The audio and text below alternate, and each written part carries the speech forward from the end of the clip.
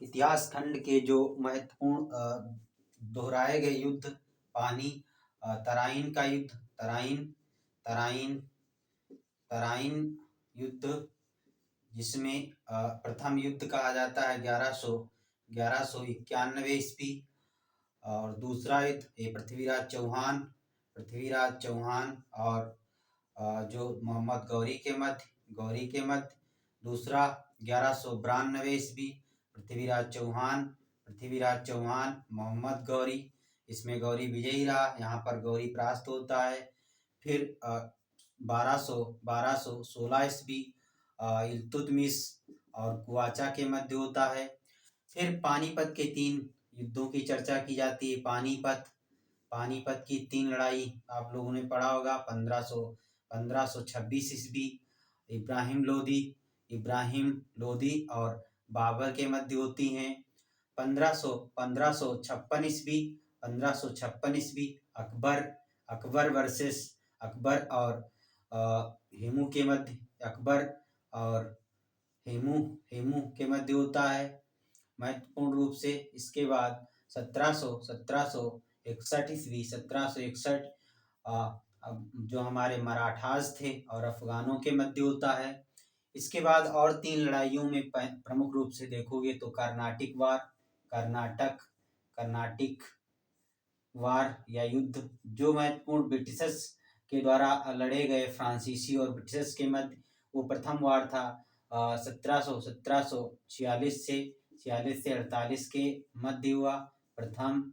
दूसरा वार इनका 1749 से लेकर के 54 के मध्य होता है।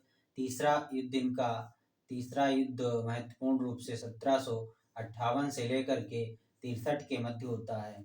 अब देखोगे जो हमारा हैदराबाद एरिया है, जिसे हैदर अली और टीपू सुल्तान वाले एरिया में देखोगे तो 3 आंग्ल मैसूर युद्ध होते हैं, जिसमें आप देखोगे पहला युद्ध 1766 से लेकर के 67 से लेकर के आप देखोगे 69 के मध्य होता है।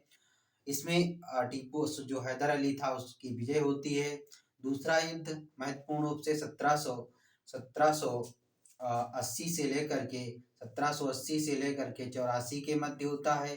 तीसरा महत्वपूर्ण युद्ध इनका 1790 से लेकर के 92 के मध्य होता है, और इनमें 4 युद्ध हुए लगातार।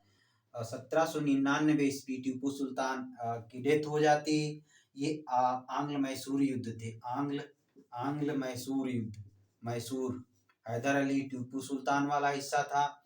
और महत्वपूर्ण रूप से देखोगे तो ब्रिटिशर्स के द्वारा भारत के अंदर इस प्रकार से कई प्रावधान, जैसे कि 3 दिल्ली दरबारों का आयोजन किया जाता है। 3 दिल्ली दरबार होते हैं। दरबार जो ये वहाँ के सम्राट होते थे, उनकी ताजपोशी को लेकर यहाँ पर प्रोग्राम होते थे।